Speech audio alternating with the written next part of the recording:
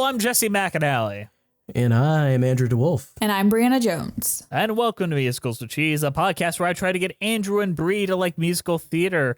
And Andrew, how are you doing today? I'm just out here protecting real women, you know? That's what we're starting with. Oh, sorry. I meant magic and stuff. Wizards, they're fun. I guess we do kind of have to start this with talking about the big turfy elephant in the room, don't we? Like we couldn't mention it. We have to do it right now or else people are going to be like, why didn't they talk about that? Yeah, you're right, because they won't last more than 3 seconds. We fucking hate J.K. Rowling. She's a big turfy piece of shit and has used her platform to do nothing but harm people that desperately need help, and I hope that the worst things in the world could happen to her. Dabs. Dab on that. I do not want to endorse any of the products that she creates. I did not watch that stupid Secrets of Dumbledore movie. I'm not going to play that stupid Harry Potter video game. I'm not giving her any more money. However, this fan work that has nothing to do with her, nor does she see a cent from, I am more than happy to talk about. This is the best Harry Potter product to ever exist because J.K. Rowling gets no money from it. And you know what? You can't beat that.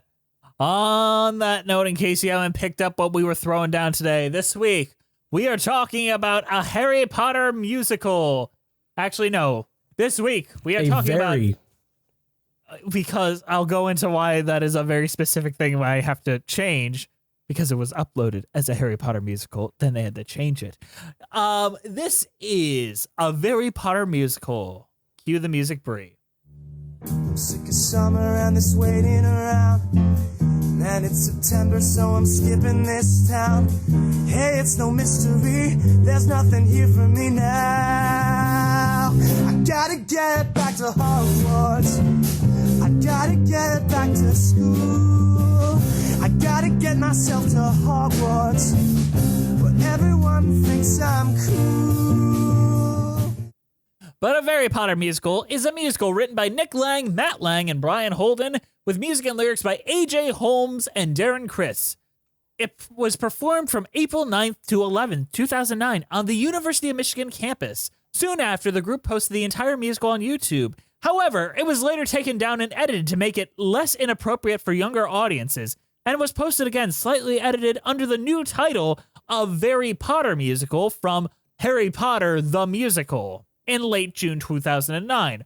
As of March 2018, the production in its entirety has around 100 million views. Due to the nature of the musical, Team StarKid is allowed by Warner Brothers to host the musical on their channel and owns the rights to the song, script, and all that other bullshit, but they do not own the rights to Harry Potter characters and cannot make money off the production, nor can they give the rights to the show to any other production company. The University of Michigan version is the only official production. This has not stopped unauthorized productions from being performed, and blah, blah, blah, blah, fuck J.K. Rowling.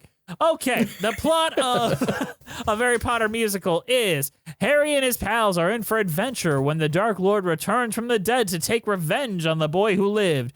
So take a ride on Voldemort's flying machine and get ready to go back to Hogwarts. Harry and his pals are in for adventure when the Dark Lord returns from the dead to take revenge on the boy who lived. So take a ride on Voldemort's flying machine and get ready to go back to Hogwarts. They said go back to Hogwarts twice.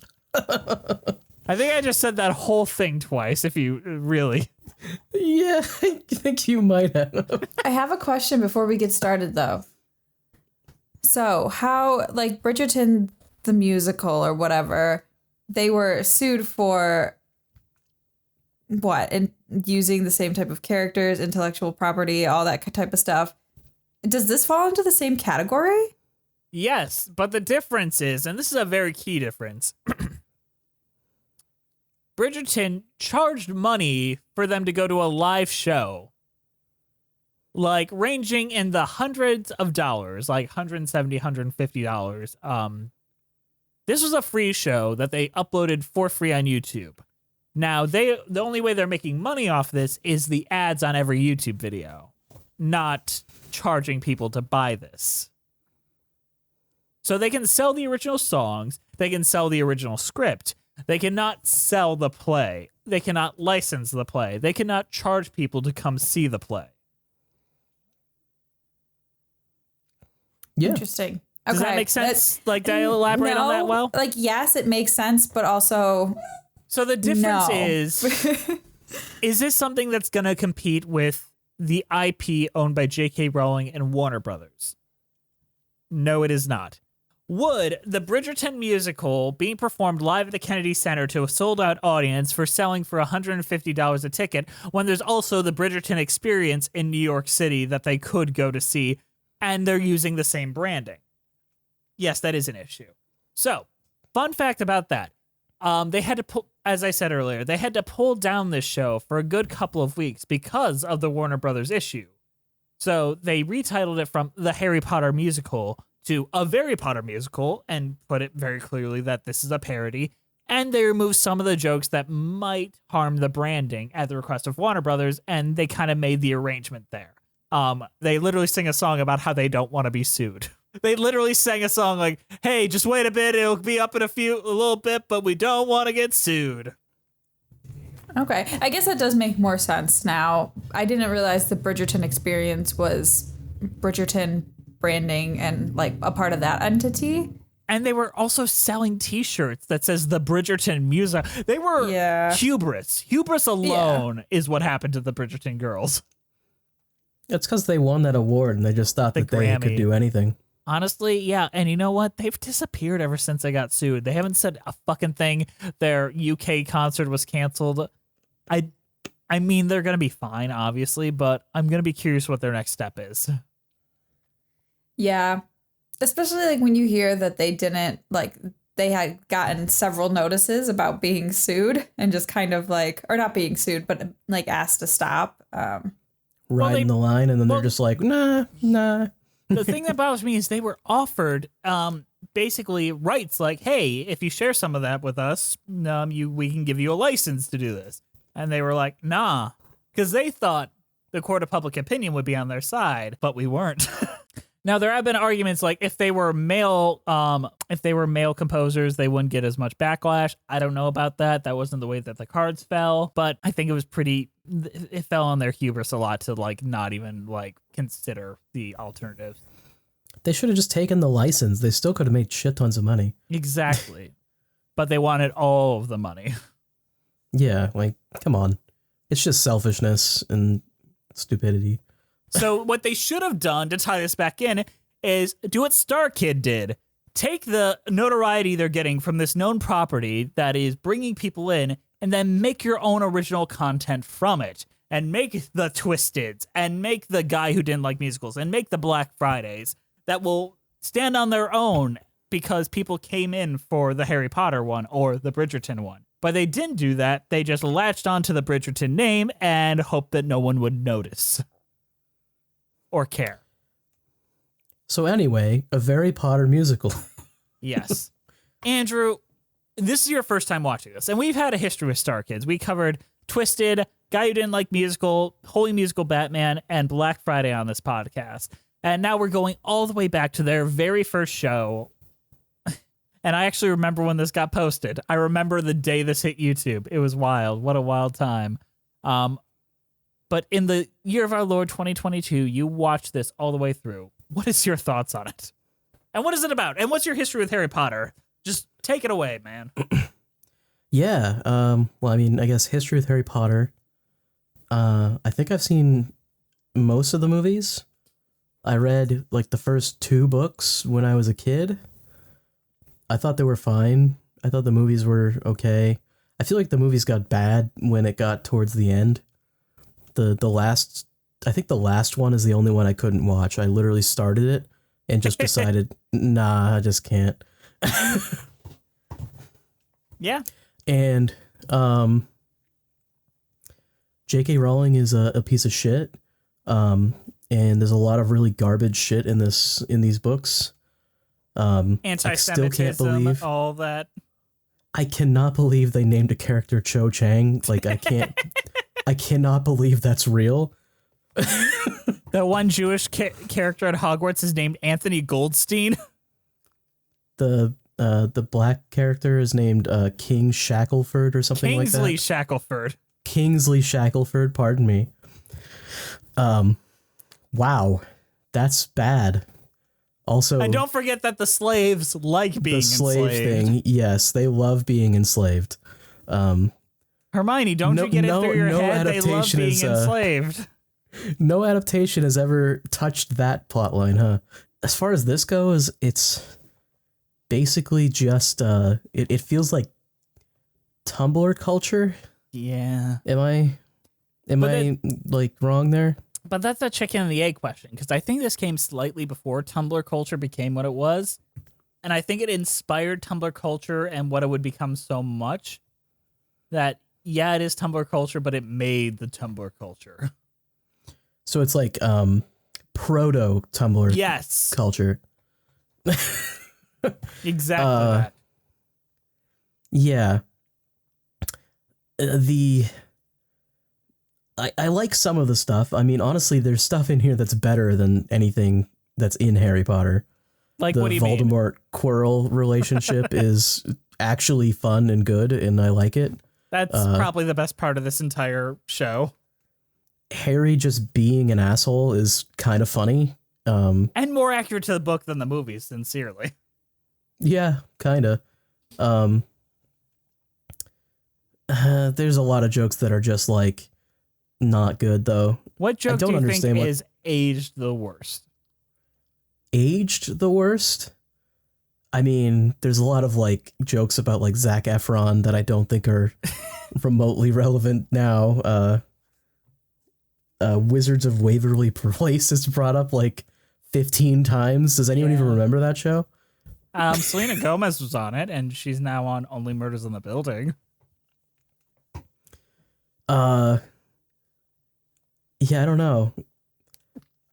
The jokes I just don't get, like everything they did with Malfoy, I just don't understand. What do you mean? Why Like, is Malfoy's joke that he like rolls around the stage? Is that a because thing in it's the funny, movies or something? Andrew? No, it's not. It's just because the actress thought it was funny. So, a lot of this show was made up on the fly. They basically wrote it in a couple of weeks.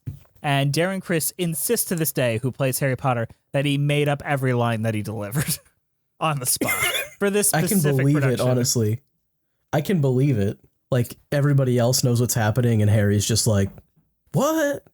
What's going on? That's bullshit, man." It works for that specific character in this. And also, like, I don't know if you recognized. Do you recognize the gentleman that played Ron?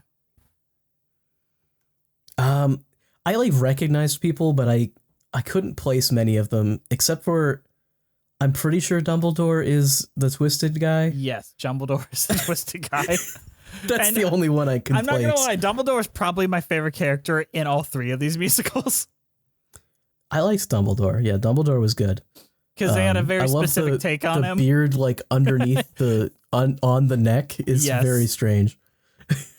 But Joey Richter, who plays Ron Weasley, was on our podcast. Dare you remember? You're in town. You're in town. He ate while on the podcast, and we got a bad review for it. Not even our fault. There Not was even our nothing we fault. could have done about that. Very nice guy. He had a lot of fun on the podcast. Ate on the podcast. Now we have a bad Apple iTunes review for it. Who cares?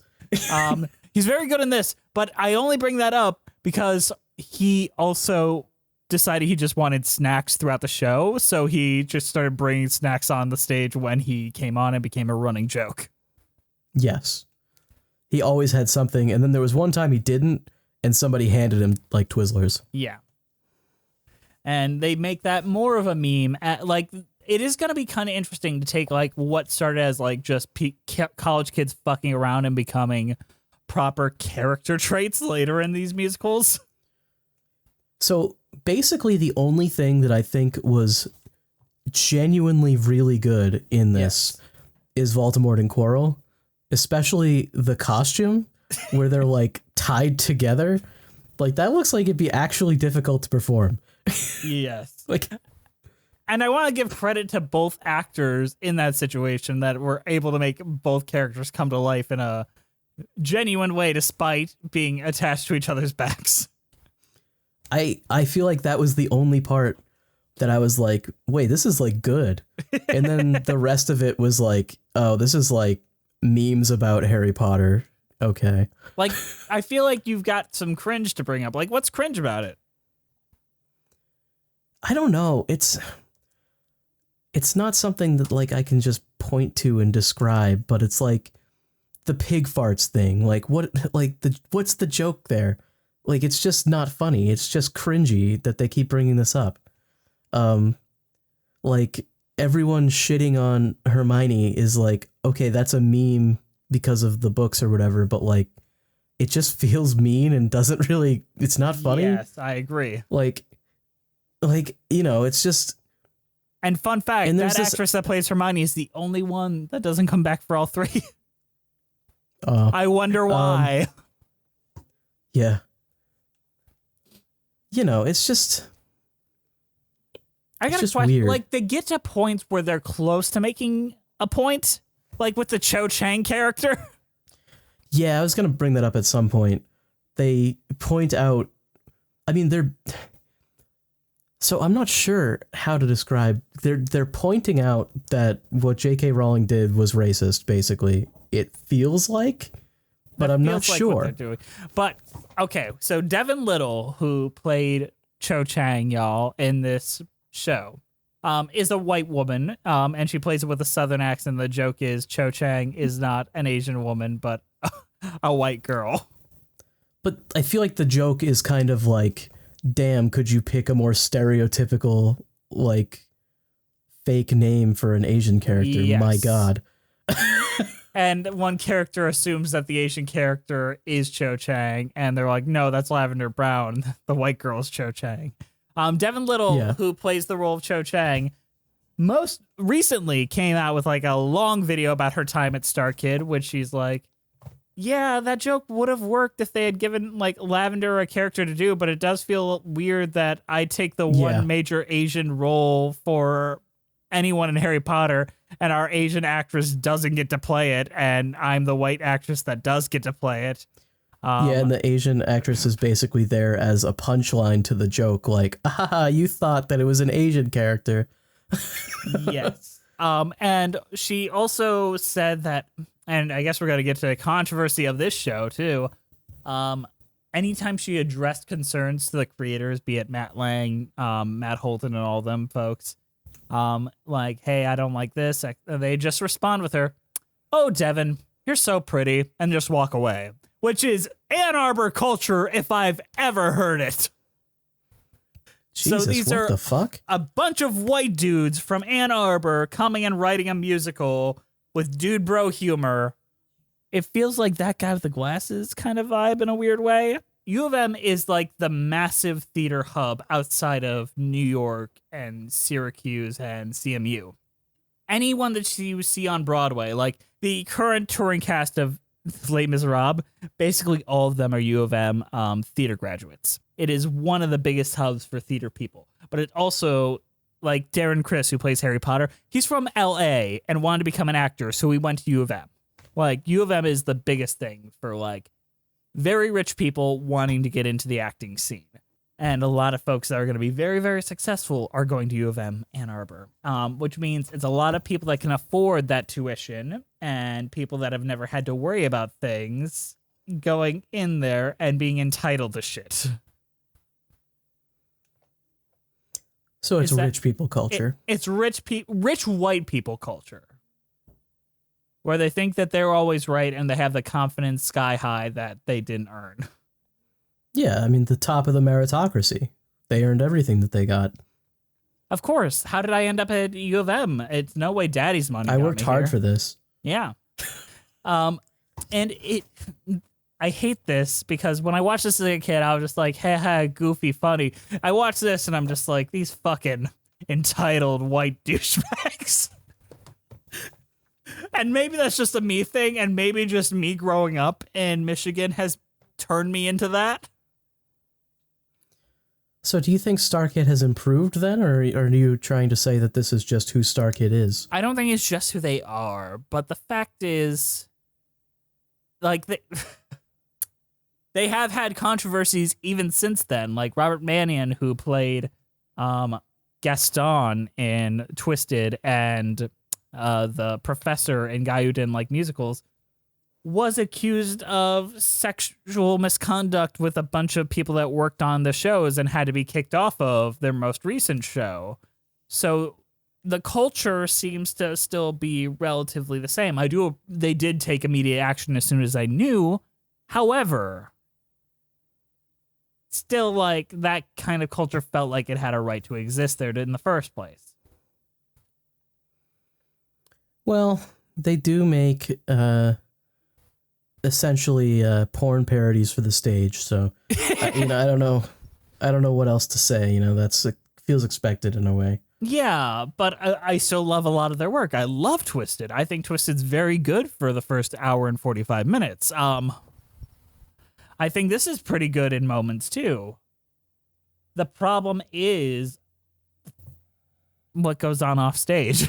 And I feel like there is a lack of diversity. And I live in Michigan. There's more than 3 African-American people that could perform a role, and there's only 3 in this show. And I know it's Harry Potter, but even The Cursed Child brought more diversity in. And I know 2009, it's a lot to ask of white men to expect more of themselves, but come on. Well, yeah. So... But as far as parody shows go, this is pretty good. Yeah, I feel like it's if you are a Harry Potter fan, you're gonna like it. But you're not a Harry Potter fan, so I'm very interested in what you didn't like. Like, it's difficult to hear. I don't want to critique like its technical failings, but it is not the most pleasant thing to watch because every 5 minutes the audience screams and blows out your eardrums. I wish there was more. And it's just not the type of show it is. But I wanted more of a biting edge to it, like and I think that's more of a modern perspective of now everyone hates J.K. Rowling, right? Kind of shit. So I just wanted to see more of a tear down rather than just a, haha, it's Harry Potter, but like imagine if they were silly, I'm pretty sure this came out before even the last movie came out, so yeah, like it hit it pretty early. They were referencing the books a lot, I think. Yeah. More than anything. I guess I was happy my favorite character came back. I love Quirrell. Professor Quirrell is my favorite Harry Potter character. You can even in the books. That. Even in the books, I love him. Why? It's weird. He's just got a weird face on the back of his head. It's kind of fucked up.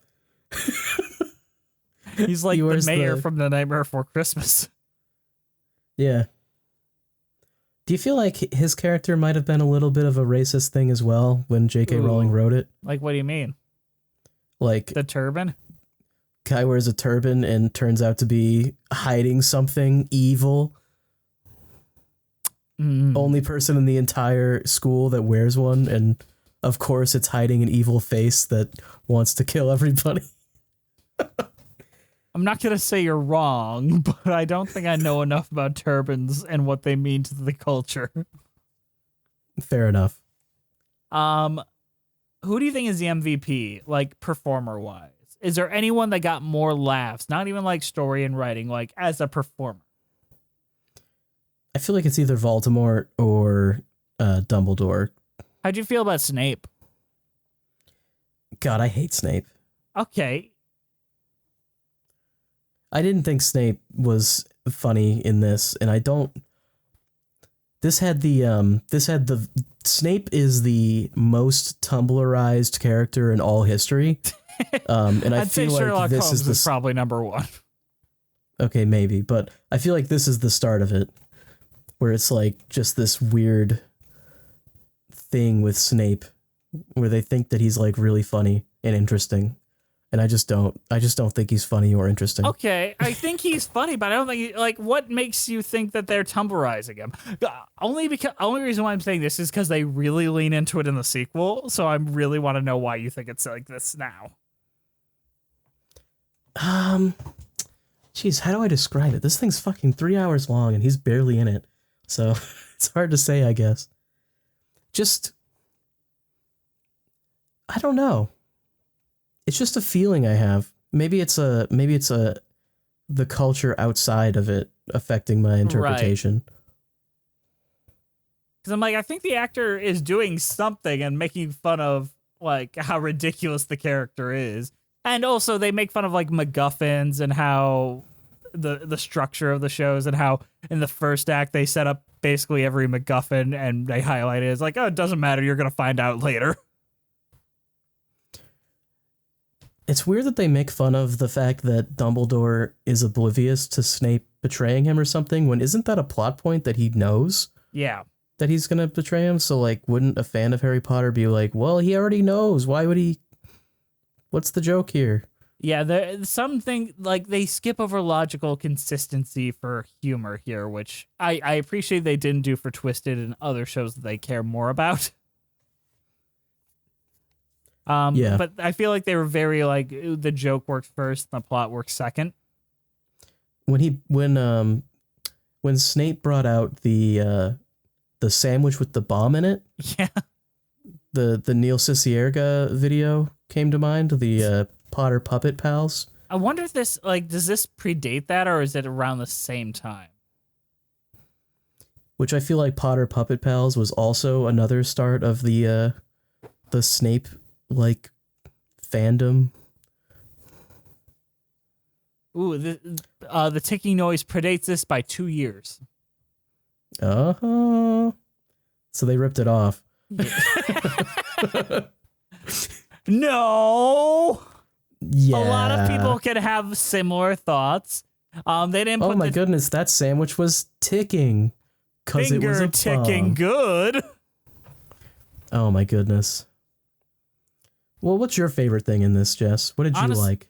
Honestly, I just like Dumbledore. I feel like his line deliveries are the best, and Dylan Saunders specifically plays it in a way where the joke could have been that he's gay, but it's more that he's just weird. And I like that. I like that he wears sandals. I think Yeah. that's very funny. I think just his look and his line delivery and how he has open contempt for the students is great. I almost feel like that is how he should be in the Yes. actual stories. It makes more sense for him to be that way. Because, like, the way the school is run, like, clearly nobody gives a shit about these kids. What was the line? Like, I just put all the kids that look like good guys into Gryffindor and all the kids that look like bad guys into Slytherin, and whoever else goes into wherever else. The other two are just, like, empty houses for whoever. But we have Cedric Diggory in Hufflepuff. Isn't he the only person in Hufflepuff in the Yes. entire story? And he's a particularly good finder. And I find that you're being a little condescending to Cedric Diggory. Like I like Cedric Diggory too. I think he's fun. I think it's funny when he dies. You think it's funny when he dies? Because Harry Potter's the only one that'll drink squirt. What the fuck is squirt? Oh, and that might just be a Midwest thing. It's basically like if Sprite had no flavor. No, isn't Squirt the grapefruit? Yeah, It's yeah. a grapefruit soda. Yeah, it's not great. So that's a joke. That was a joke for the locals. It might have been. I didn't realize Squirt was a Me Midwest neither. I've Like, this is a never heard of discovery squirt. for us. I thought they just made that up. No, that's a real I thought thing. I thought it was funny when Harry said that he liked it or whatever. Like people kept bringing it up, and he was like, "Nice," and everyone else was like, not willing to drink it. I mean, it is an acquired taste. Sincerely, my dad used to like it when I was a kid. I remember I was he was picking me up from play practice, and he's like, "I want you to try this because I used to drink this as a kid." And I'm like, "This isn't good, Dad." Well, I like it. It's really good. Squirt. Tastes like I like grapefruit though. I thought like- they made it up and specifically tried to make it sound like a weird sex drink. Oh no, it's a real thing. How about we compare our opinions to those of the crazy folks over on Letterboxd.com? It's time. This is on Letterboxd? Yes, it is. Why? This isn't a movie. I don't know, Andrew. I don't have Do answers for you. They have YouTube videos up on Letterboxd now? I don't know, Andrew. Like Motherfuckers. podcast. This probably got better reviews than the 13 fucking musical. Fantastic Beasts. Fuck. I don't think you could pay me enough to sit through that second Fantastic Beasts movie. And I really like Mads Mikkelsen. I just could not give a fuck. Are they still written by J.K. Rowling on the floor fucking dying? So the first one was written by her solely. The second one was also written by her solely, but it was gibberish. The third one, they brought in the guy that wrote every single one of the Harry Potter movies to write it, and apparently it's coherent but boring. Just like every one of the Harry Potter movies. That makes sense. All right, Bree, you're going up against Andrew. You guys ready? Yeah. All right, Bree, you're on first. Okay. Showed this to my dad. 5 stars. That is correct. Bonding Oh, moments God. with dad. 5 stars. Oh, don't show it to your dad, though. I'm just imagining poor dad having to sit through this, and the kid is like, see, it's funny because this Harry Potter is, and I like Harry Potter. And the dad's like, what's going on? I No don't get son it. of mine. Who is this guy? What's a Harry Potter? Is that a guy or a girl? All right, keep going. No fucking way this is on Letterboxd. Fucking 5 stars. That is correct. Bree, you ready? Yes. Hermione is hot and there's no pics of her on the internet. 1 star for no pics. Hell yeah. There should be pics of you on the internet. What else? You said she didn't come back. I wonder why. Yeah. Yeah, that's pretty weird. They okay. This is actually kind of gross what they do. Spoilers for A Harry Potter Senior Year, which is the third one. Oh God. Remember Sherazade from Twisted? Yes. She takes over for Hermione and they justify it by someone punching her in the face and then her getting up and they're like, wow, you're really hot now. College gross. humor, baby. They're out of college for several years at this point. Darren Criss is on Glee at this point. Wow, you're hot now. Makes me gross. And I think that the No girl pics that on the internet though. obviously the girl that plays Hermione in the first two is cute. She's like a good-looking girl. What the fuck is wrong with these people? All right, you ready? Whose turn is it? Andrew's? Yes. Get off the fucking internet. Jeez, sorry. Fucking 1 star? That is a 5-star. Bree, It's you're a up. 5-star. Okay. Wow, the stuff that is aged badly is aged really badly. 1 star. That is a 5-star. Okay. Andrew, Yep. a squirrel emoji. 5 stars. That is correct. Bree, Cause squirrel. I liked this before Glee happened. 5 stars. That is a 1-star. So after Glee happened, it became bad. I guess. I liked it before Glee happened, but after, no way. I mean, you've watched Glee. You know how bad it is. It's true. It's true. And let us know if you want us to watch the Glee Project on Patreon. It'll be a good time. All right, Andrew. Mm-hmm. Quality sucks, but damn. Quality sucks, but damn. 5. That is correct. Bree, Yes. I would watch a movie about Quirrell and Voldemort. 5 stars. That is a 1-star. I have no idea what I'm doing anymore. Andrew, Mm-hmm. I can't go to Pig Farts. It's on Mars. Yeah, this joke, what is the joke? It's so fucking bizarre. You watched 5 Tim and stars because Eric. they're quoting it though. That's a 1 star because they want to Damn. go to Pigfarts. It doesn't even feel like a Tim and Eric joke though. It just feels like a The payoff is that like it exists really, and Rumble Roar is a real headmaster. yeah. I guess that's a payoff. All right, Bree, you ready? Yes. J.K. Rowling, I only know StarKid. 5 stars. That is correct. Andrew, Yeah.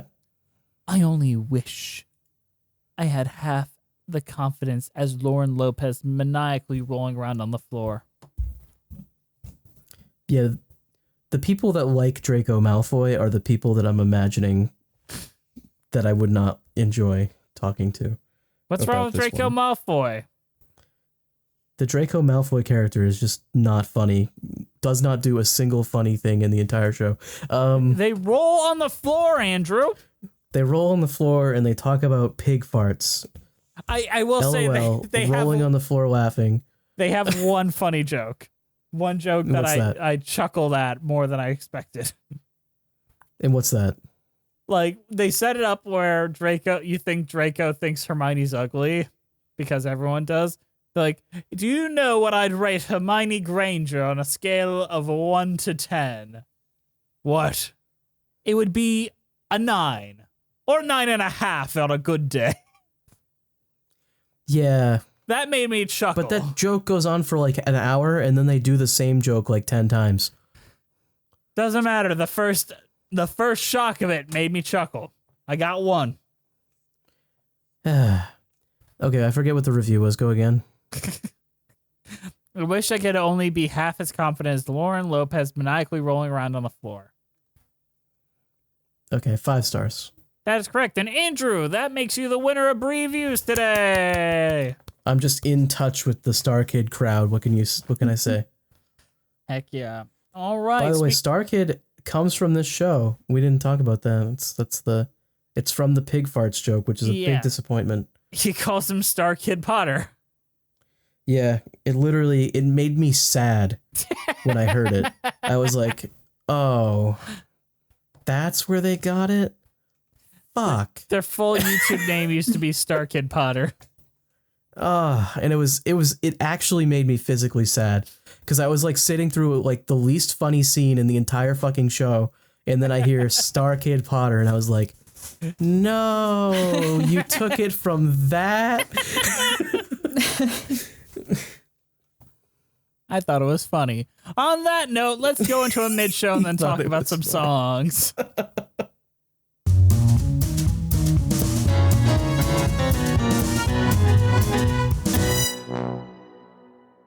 Hey guys, sorry to interrupt you in the middle of the show, but we've got a shill at you. Today's show is brought to you by the extremely kind donations by our donors over at Patreon. Patreon is this wonderful place where you get tons of flippin' cool content, including patron-only podcasts where me and Liz talk about the Tangled with Tangled TV show, as well as me and Andrew talking over movies. I think we recently did both Camp Rock movies. We did a Goofy movie where Ethan from Sideways joined us. That was actually a really good commentary. We also did all 3 High School Musical films, the 2004 Phantom of the Opera, the David Hasselhoff, Jekyll and Hyde. There are actually a lot of commentaries on there, and you should check them all out because they're a good time, a rip-roaring good time. Also, once a month, you can hang out with us on a Patreon Discord chat, and that's a good time. And our Discord is just a fun place where they send memes to each other. Andrew never pops in there, but I do, and you can ask us I've anything. done it like once or twice.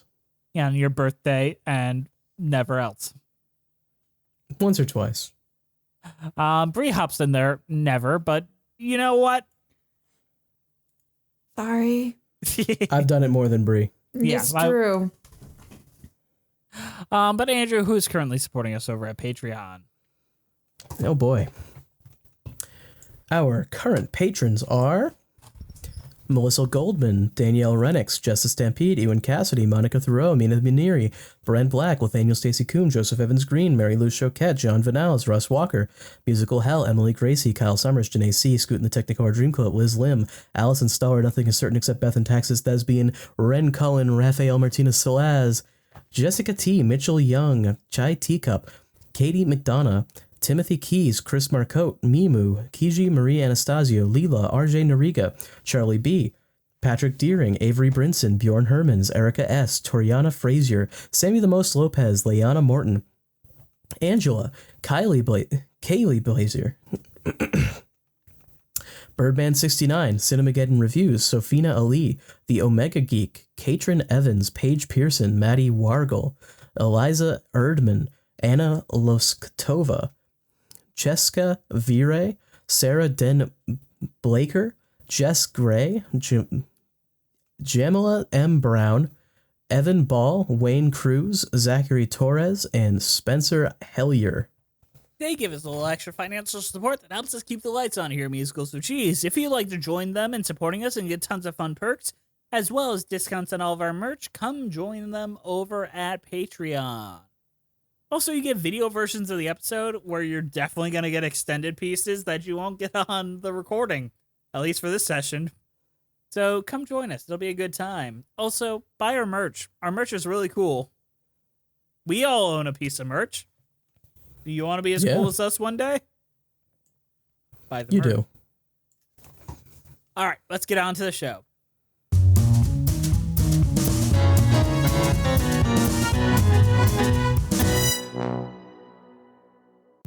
I'm sick of summer and this waiting around. And it's September, so I'm skipping this town. Hey, it's no mystery, there's nothing here for me now. I gotta get back to Hogwarts. I gotta get back to school. I gotta get myself to Hogwarts, where everyone thinks I'm cool. What do you think of the opening number, Going Back to Hogwarts? It's a pretty good setup. I was trying to figure out what year it was supposed to be, like if it was supposed to take place like after all the Harry Potter stuff happened and he was just going to go back to Hogwarts, or like what was going on. And I don't think they ever specify, and it almost works better because of that. Yeah, in the end it turns out this is like his junior year. Yeah, except for as far as the books go, this is like every year combined into one. Not every year, because we got 2 more sequels. Yeah, but they're taking stuff from like every single book and just putting it in this. Yes, which I think is fun because at least it makes it a little bit interesting to watch. Yes, I agree. I think that's like one of the smart, like if it was a 1-to-1, there's no reason to watch it. Yeah. I like this song because it does get caught in my head a bit, but you also learn nothing from it. It's just like a catchy earworm. I feel like people already know about Harry Potter, and they know that people already know about Harry Potter, and you're not watching this if you don't already know about Harry Potter, so there's not really anything to explain. Except, a catchy earworm. Yeah, basically. Back to witches and wizards and magical beasts. Like, But they should have said Fantastic Beasts. No, they shouldn't have. The movie about Fantastic Beasts shouldn't have even mentioned Fantastic Beasts. Yeah, maybe. I mean, okay, I kind of dig this opening number. I get that it's pointless, though. I think it's catchy, and I feel like that's all it needed to be. And they play it in the end credits, too. How did you feel about the audio mixing? Especially when they're singing and there's, like, score. I feel like I think I've adjusted to the crap factor of a lot of bootlegs. That's fair. So it didn't feel exceptionally bad to me, but I could probably tell, like, if I listened side by side with something actually shot well. I think this will be an interesting experiment because they exponentially get better production value with each sequel. I thought that you said that the third one was like a live reading. It is. It's an interesting thing because Darren Criss, who plays Harry, he's the only one with a bad mic. Everyone else has like good audio, but just him sounds like shit. Oh, okay. Well, that's fine. I mean, it's just it would almost be better if they all sounded like shit in a weird way. Just like, why does the main character sound like garbage? I mean, you say main character, but we talked about basically everyone except for Harry Potter in our main discussion. That's because Harry Potter isn't a character in that sense. He's just a... He's a surrogate for a good amount of the books. When you read the books, you are supposed to be Harry, essentially. Harry doesn't actually have a personality, which is why it's very funny to see him being an asshole. Because that kind of is how he treats everybody, because he doesn't really do anything ever. It's funny. Yeah, I think, like, if you have a blank slate and making them an asshole is a very funny trait. But the fact that they make him an egotistical asshole that just revels in his fame. It's really good. It's a very funny choice. And Darren Criss just kind of looks the way you would imagine Harry Potter should look. Yeah. I think that they knock it out of the park. You go ahead. What are you going to say? Well, speaking of knocking it out of the park, let's go on to different as can be between Voldemort and Quirrell, which is their duet about having to be in the same body. You like plotting a garden, and I like plotting to kill. You think that you should rule the world. I think books are a thrill. Sipping tea by the fire is swell. Pushing people in is fun as well. I like folding all my And ties. you have no friends, hey, that's a surprise. I guess it's plain to see when you look at you and me. We're different as can be. Yeah, this is like the funniest thing in the whole thing, the whole show, I feel And the like. only thing that was never covered even a tiny bit by the books or movies. Yeah. This is like actually a completely original scene that doesn't exist at all. And it's the best thing in here. Which is why I think StarKid went on to make actually good stuff. Where they just didn't adapt things anymore and just made good stuff. Well, you like Twisted, but I mean, we'll go into that later. We're going to do a ranking at the end of this where we're going to rank all the StarKid shows. Oh boy, I'm going to have trouble probably remembering some of them. But Voldemort and Quirrell is excellent. The Different as Can Be song is like a silly number that I like a lot. And they bring up things, logistical things from the story that you wouldn't think about. Like the fact that Voldemort has to watch Quirrell wipe his own butt every day. It's good. Yeah, and then they become like best friends, which is just great. And they become lovers. They are the romantic pairing of this story. And it's actually sad and like a little bit tragic what happens in Act 2. And you're like, damn, Voldemort, don't do that. Like, no. They found a way to make Voldemort compelling in a way outside of Harry Potter. Like, aside from just angry, like, I want to kill all the they made Voldemort into a character instead of just every bad trait J.K. Rowling could think of shoved into one thing. He's a racist that hates specific groups. By the way, I hate trans people. Man, fuck J.K. I'm sorry, but J.K. Rowling is like one of the most baffling human beings that for most of my life was held up as a paragon of what we should all strive to be. And then I got Common Sense and she was called out on like one thing, and now she is an entire hate group in and of herself. I feel like we could go on and on and on, but just go on YouTube and watch the Sean video on Harry Potter. Like, that's really all you need to do. Didn't H Bomber Guy do a video on J.K. Rowling, or am I thinking? Oh, no. Didn't ContraPoints do a video on her? Probably also that. Okay. Watch both of those. They're probably both very good. And they'll probably say more than we ever could. Yeah, but J.K. Rowling's a piece of shit. And donate to the trans rights. J.K. Rowling is it's sad, weird.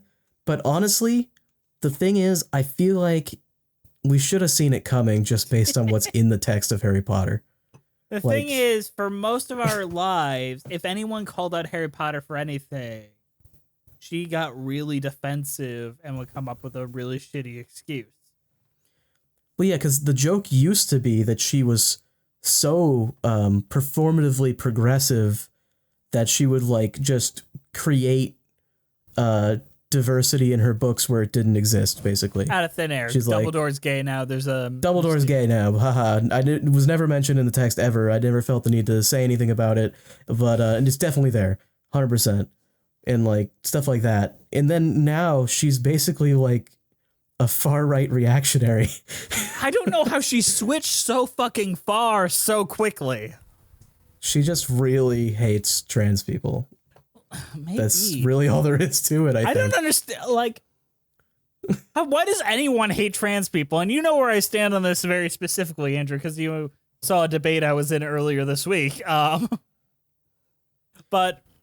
I don't get it. Why the fuck do people have such vitriol to such a group that has nothing?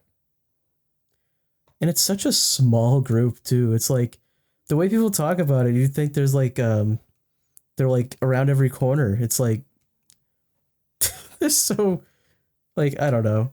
It's nothing to be mad about. There's literally nothing to be mad about. What Kool-Aid are they fucking drinking? Or what right-wing bullshit podcast are they listening to that's telling them that this is such a big thing to worry about?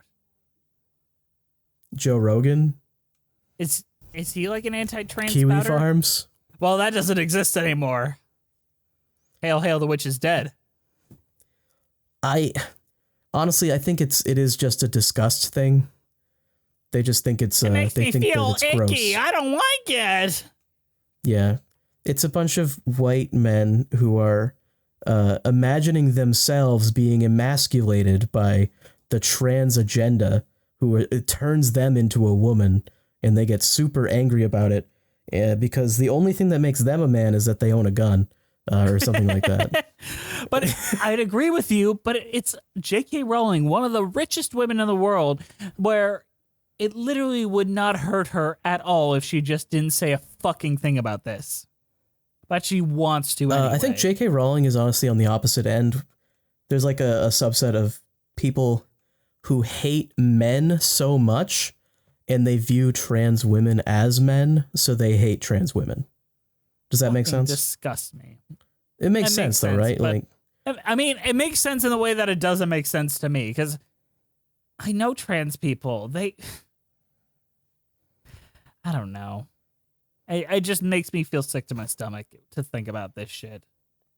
And I don't know. And I know this isn't J.K. Rowling's creation in any way, really. Oh no, of course not. But you can't not think about her. Although this is the first Harry Potter property to actually have a gay character in it. You're right. But they fucked with it in the next one a little bit. Well, this is canon to me. This version of Dumbledore is canon to me, but there is a weird thing that happens in the next one that I will want to discuss a lot. It's not with Quirrell, is it? No. Okay. I'll let you watch it, and you will 100% understand what I'm talking about when you get there. Does Quirrell come back? Don't get too hopes up on that. He doesn't. That sucks.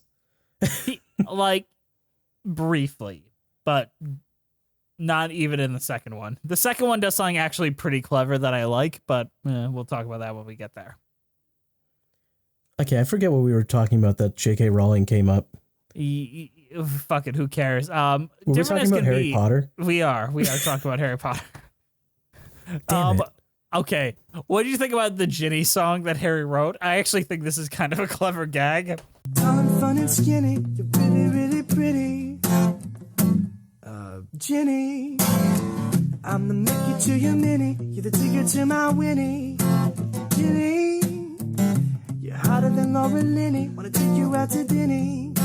Ginny, you're cuter than a guinea pig, wanna take you up to Winnipeg. That's in Canada, you know. Ginny, Ginny, Ginny. You know, it doesn't work. Absolutely not. It doesn't work with your name at all. It sounds horrible with your name. It sounds dumb. This one is a clever gag. I think this one is funny. I don't think this gag has been done before, so I really liked it. He writes the entire song and tells Ginny that her name won't really fit into it, but Ginny's name rhymes with everything. and the character that he actually wrote the song for, it doesn't rhyme with anything at all. Yeah. You're tall and pretty skinny. Really, really skinny. Jitty. And then he changes it. You're probably really skinny. Cho Chang. It's such He's like, this just doesn't work. It doesn't fit here. it's such a good gag. Yeah, it is pretty funny. He uses guinea pig. I'm gonna take you down to Winnipeg. That's in Canada. Yeah, it's a funny song. It's a good gag. It's very short though. I don't think it even counts as a song. It doesn't, really. but I think that's one of the few ones that Darren Criss wrote himself. Yeah, probably on the fly. Yeah, he especially in the second one, he brings up hey, I wrote this really cool pop song that someone came in and sang with a really stupid voice in this musical. All right, what else? They're jokes, Darren. It's a joke.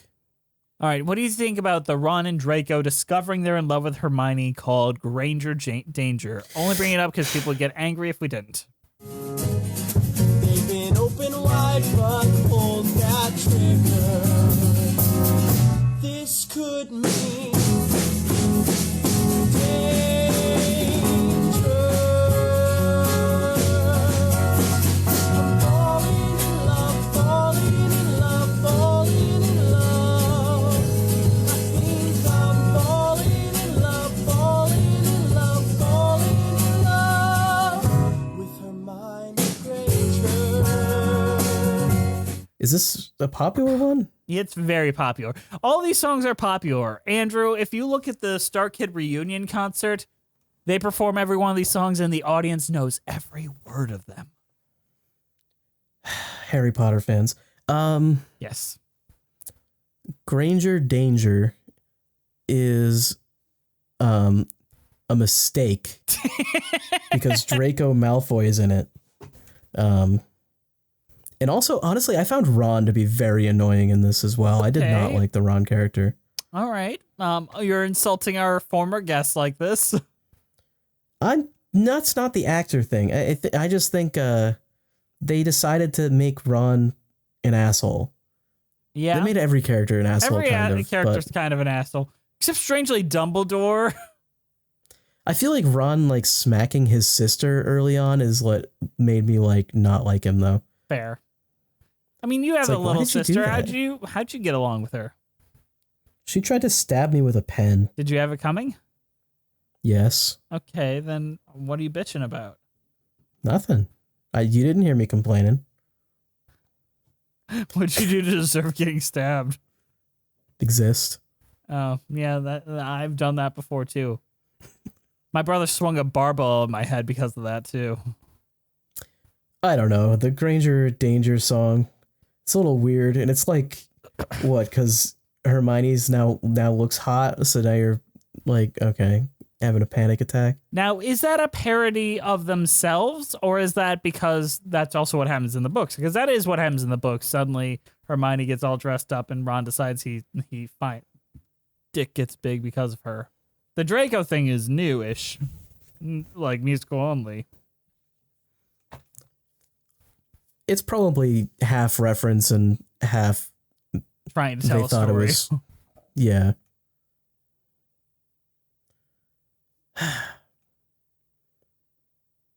What other songs are? You have to talk about the Voldemort to Dance again, where he has his little feet. I do like the Voldemort to Dance Again song. Let's chat. I'd take my foot, my little foot, and with that foot, oh, how I'd start to shake. I'd take 2 feet, 2 tiny feet. Hey, look, that's neat. It's coming true. I finally get to dance again. Woo-hoo! I like when Quirrell and Voldemort do the little dance line. I think that's funny. I love the part where they use the Cruciatus curse to control Harry, which the fucking Aladdin musical rips off about 5 years later than this. I think it's a funny gag where they force him to dance. It's funny. It's a good one. I feel like there's no good songs after this though. You got like Voldemort is Going Down, which kind of is catchy, but not like you're not going to turn that on to make yourself feel good at the gym. No. I feel like it's a very top-loaded musical, and we didn't talk about this, but it's way too fucking long. Yeah, it's like 3 hours.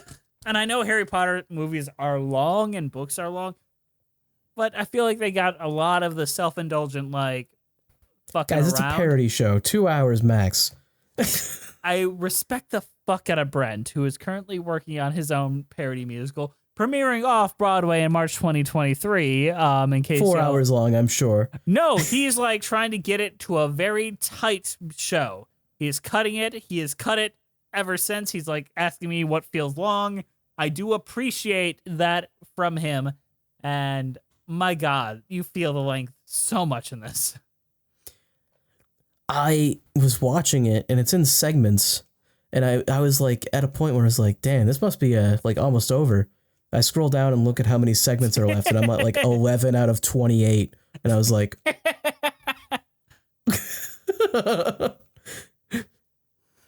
oh my God, am I watching all 3 of them? Is that what's going on? No, that was just the first one, bro. Yeah, it's too long. So what they did was they had one performance at around 8 p.m. and then they did their second performance at midnight, and that would go until 3 a.m. And by the end of that, and the recording is a amalgam of both. Wow. Yeah. That's a long shift for the actors. Performers, yes. Imagine doing, and this was just for fun on top of their other class. This isn't for a class. This was just for fun. You know, it's good that it got popular though. I'm happy for them. Well, it basically sprungboarded an entire career. Darren Criss, like, I'm sure Bree even knows who Darren Criss is. Like, he's not a nobody. Everyone in Michigan has their Darren Criss story, especially people that went to U of M, where they're like, oh, I knew him. Yes. I had the same vocal coach as Darren Criss in college, and he's like, oh yeah, he was just a sponge of information. And I'm like, that's nice. So did anyone else get a career out of this? Well, Joey Richter went on to be an actor on Dan Schneider's Henry Danger. As well, he would guest on a very popular podcast called Musicals with Cheese in its very early days, which I think is on his resume one of his biggest claims to fame, if you think about it. Probably, yeah. A.J. Holmes, who wrote the music, would go on to play Elder Price in the national tour of Book of Mormon. And who is StarKid? I'd say Darren Criss is StarKid.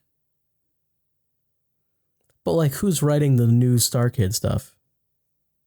Well, we'll get to that a bit further, but a lot of them stuck around. Like Lauren Lopez, who plays Draco, has been around still. Like, and as well as Dylan Saunders, who played Dumbledore, obviously would play Jafar and would be in Black Friday and Holy Musical Batman.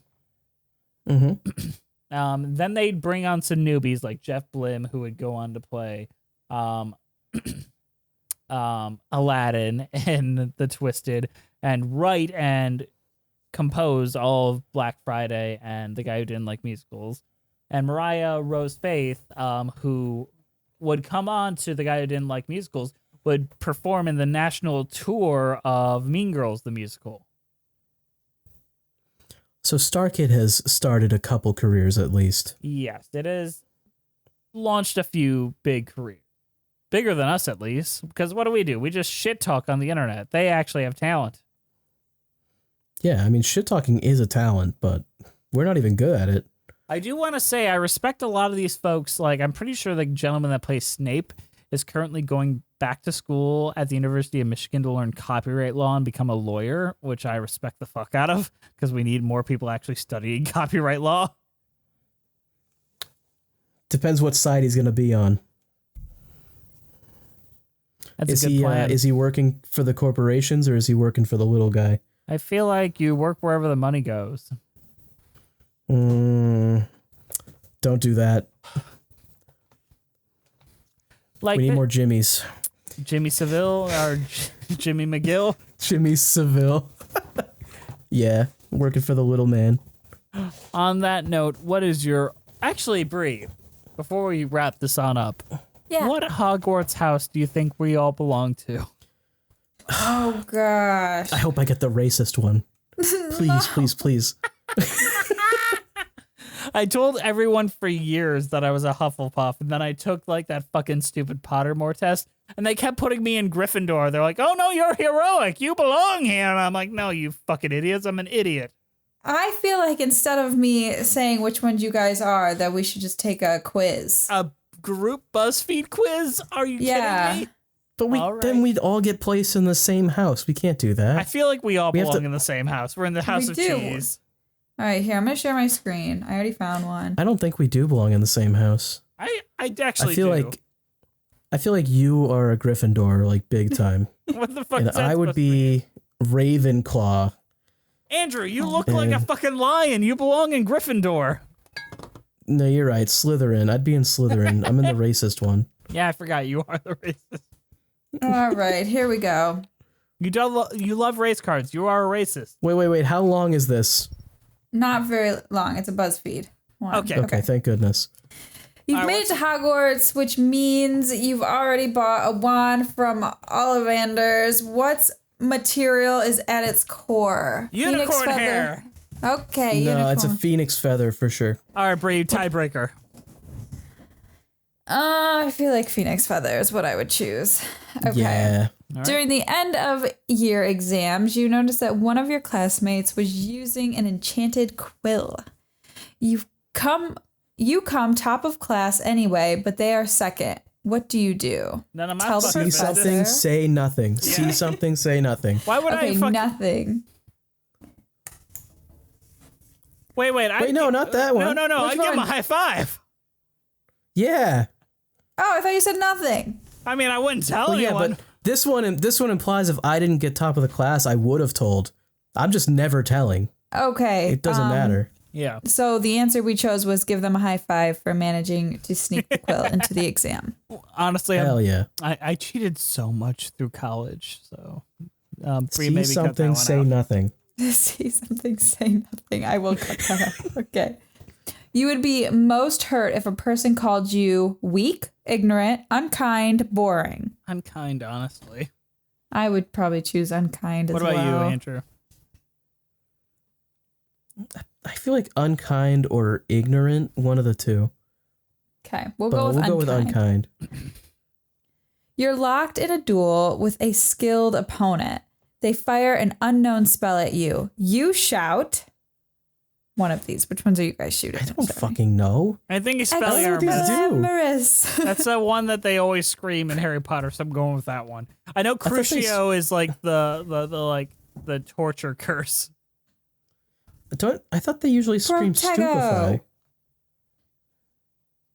I'll go with the first one. What, yeah, Expelliarmus. whatever. I don't know what these mean. Expelliarmus. Me either. Gibberish words. Made It's up your by a fifth turf. year at Hogwarts. It's your fifth year at Hogwarts, and you've just received It's our a fifth year howler. of pig farts. Fuck is what's a howler? It's an angry letter. Okay, so you received a howler from your parents. What for? Sneaking into the forbidden forest at night on a dare, getting caught cheating. In the divination, I can't say it. Divination. Divination OWL owl. Being put in detention after I was caught in the library after hours. Nothing. I did never do anything to warrant a howler. Parents don't give enough a fuck about me to give me a howler. Yeah, honestly, my parents I don't Same. think would have done anything. Well, we'll go with nothing. My parents didn't love me. Oh, this is kind of long. Okay, speed round. Let's go. Okay. Which of these Dumbledore quotations speaks to you? Pity the living, and above all, those who live without love. Words are, in my not so humble opinion, our most inexhaustible source of magic. It matters not what someone is born, but what they grow to be. It does not do well on the dreams and forget to live. Born and not what it grow to be, because babies can't be racist. I guess. I feel like I'd pick the bottom one, the dream, forget to live thing. You know what? That's fair. All right. Okay. Which of these most accurately describe your relationship with your closest friends? I love surrounding myself with people. The more friends I have, the better. I have a few very close friends that I would trust with my life. I tend to be wary around people, new people, so don't make new friends often. I find myself becoming friends with people who can help me succeed. I'd say very few friends. Yeah. Which of your skills are you most proud of? My ability to absorb new information, my ability to make new friends, my ability to get what I want, my ability to keep secrets. The top one. Yeah, new information. New information. The first Quidditch match of the season is approaching. You can't wait to get involved. What role are you playing? I'm in the crowd. Beater. Fuck that. I ain't gonna play in that game. I'll die. I want to be a beater. Want to be a beater? I want to overrule Jess on this one too, because the crowd isn't even part of the game. Yeah, It's a bullshit answer. I want to play. Are So any of us fucking like athletes here? me. I like to beat the shit out of people. I played volleyball for like 6 or 7 years, and every Toad. other sport. Toad. We're taking a toad. Okay, Yeah. you're allowed a pet at Hogwarts. We're taking a toad. It's a toad. Yeah, it's We're a taking toad. a toad. The frogs. It's Saturday, you finish your homework, and you have some free time. You decide to spend some time away from your common room. Where do you go? The ladies' Forbidden dormitory. Forest. What the fuck is the room of requirement? What is that? That's a room where you go that doesn't really exist, and anything you want is there. Oh, I'm going there. Me Yeah. too. Fuck yeah. Like, what are you talking about? What would you see in the mirror of Erased? Erised. Erased. I don't know. It's desired. It's desire backwards, guys. Tells you what you most desire. Oh. Damn, how did they do it? Where did she come up with these ideas? In her turfy Incredible. little brain. Okay, so what do we see? Riches or knowledge, one of the two. Knowledge. Riches, knowledge, my loving family and friends, a marvelous adventure. Okay, we can go with knowledge. Which of these magical events would you most like to experience? Christmas! Christmas at Hogwarts. You're having trouble mastering a new spell and you've decided to ask for help. Who do you go to? My professor, of course. My house ghost. My smartest friend. The library. I'll figure it out myself. The library. I'll figure it out myself. Figure it 'cause myself. I'm too fucking proud, honestly. I ain't trusting nobody with that shit. All right, choose a deathly howl. I don't know what any of them do The except for Elder the Cloak Wand of is super Invisibility. powerful. The Resurrection Stone lets you talk to your ghost friends, and the Cloak of Invisibility makes you invisible. Let's do that one because that sounds most fun. That one is the one where I could be really pervy and no one would know about Yeah, it. we could go into the ladies' dormitory. All right, Come I'm on, picking it's the true wand. though. Picking the wand, you guys. You're No not gonna go. curves. You in can't there or override whatever. us. I did. Which path do you intend to follow after leaving Hogwarts? Join the police, travel, settle down and fuck a child into my wife, and work hard in order to achieve as much success as possible. Why is it not that one? Let's do D. Come These on. ones all suck. These ones all suck. Okay, and finally, we. Is this the only one that matters? Are we gonna pick one here and this is the only one that matters? Fucking hate this quiz. So, which Hogwarts house do you feel you identify with most closely? None of them? This BuzzFeed. They're not Hufflepuff. real? Hufflepuff it is. What? Wait, what? Yo, I'm gonna fucking... What a fucking joke. Bree, read this. Read what we're looking at right now. You are all the things. So you're 27% Ravenclaw, 26% Hufflepuff, 26% Slytherin, and 21% Gryffindor. You We seem to literally be got, an like, a almost fourth of perfect everything. combination of all four houses, which is incredibly rare. You're equal in your intelligence, bravery, loyalty, and ambition. As And we racism. know, though. Guys, we're 25% racist. How does that make you feel? Congratulations. Corner racist, I guess. It's sad that we're more racist than Jesus. heroic. Well, that Well, was a you huge gotta have your waste of priorities time. somewhere. On that note, what is your overall thoughts on a Harry Potter musical and your cheese rating? Andrew. Musicals with cheese, more racist than heroic.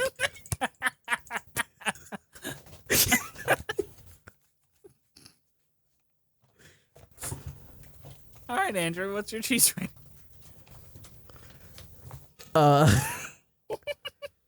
Yeah, so I think it's fine. There's a lot of like dated and kind of cringy stuff, but there's also some good stuff. I wish that it was like an hour shorter at least, but I think if you like StarKid or if you like Harry Potter, you'll probably like it.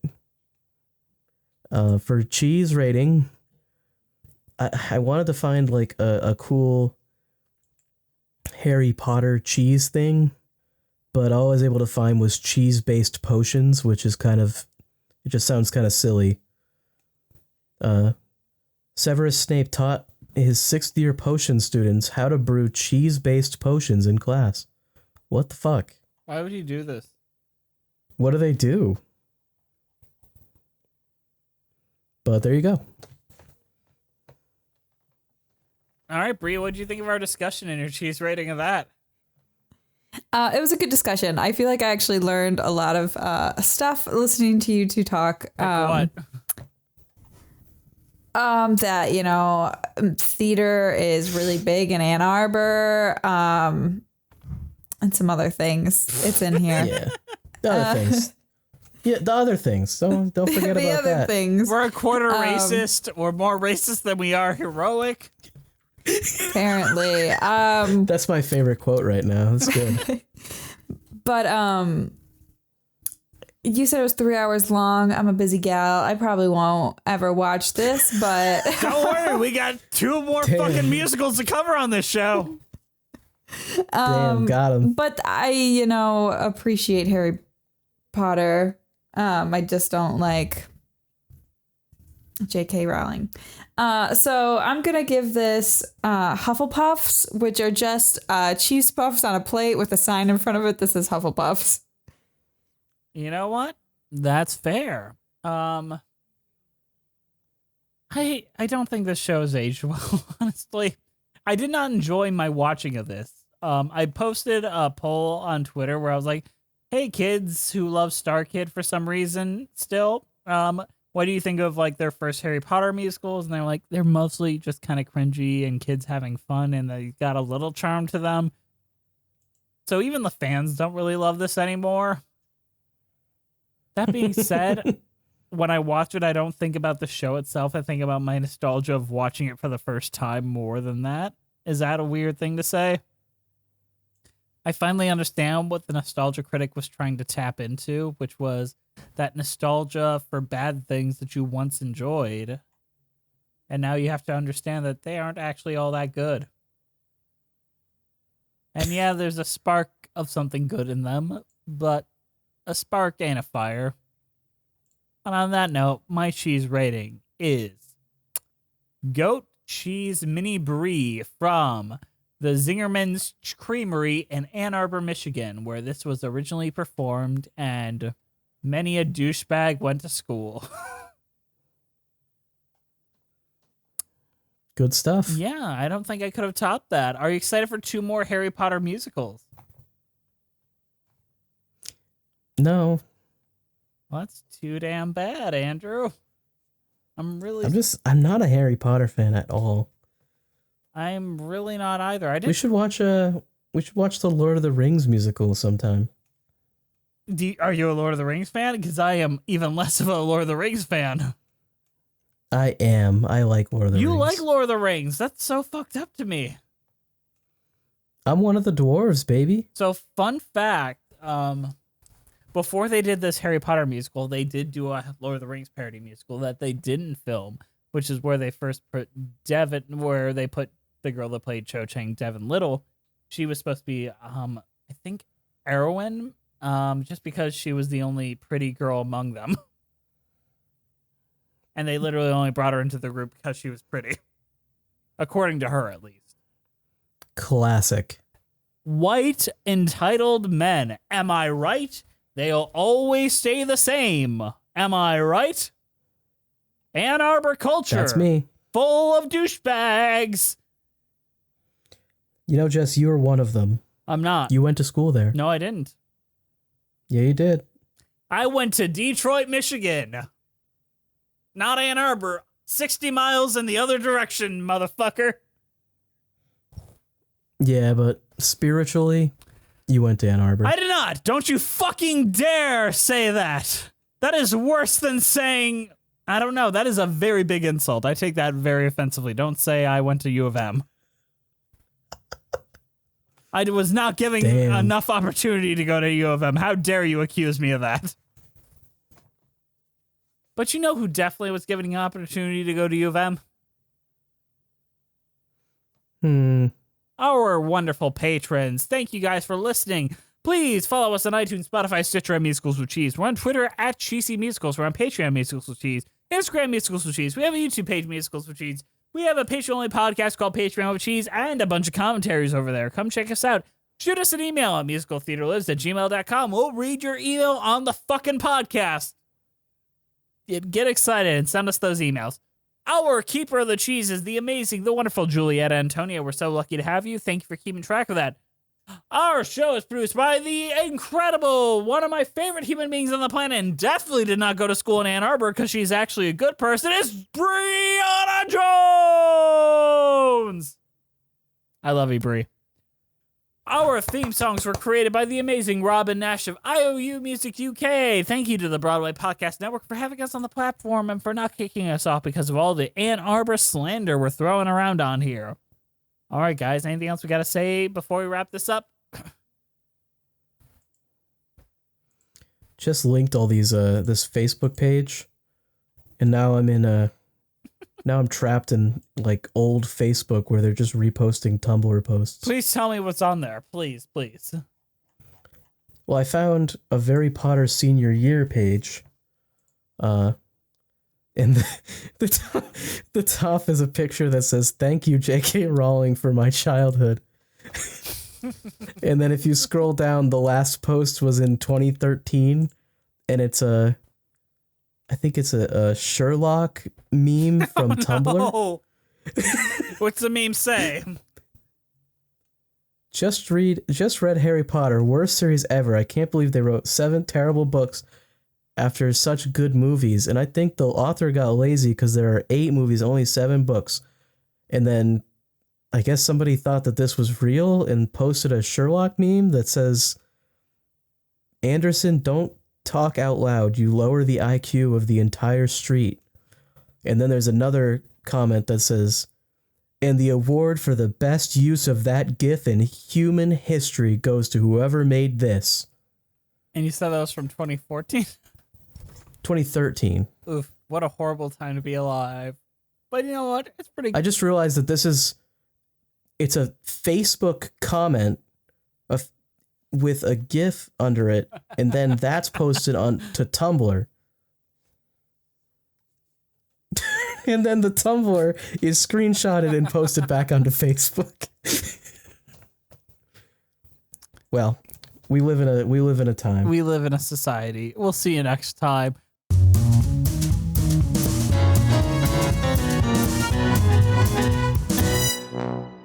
I gotta get back to Hogwarts.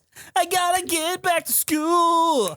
I gotta get back to Hogwarts. where everyone thinks I'm cool. Back to witches and wizards and magical beasts, to goblins and ghosts and to magical feasts. It's all that I love and all that I need at Hogwarts. Hogwarts, I think I'm going back.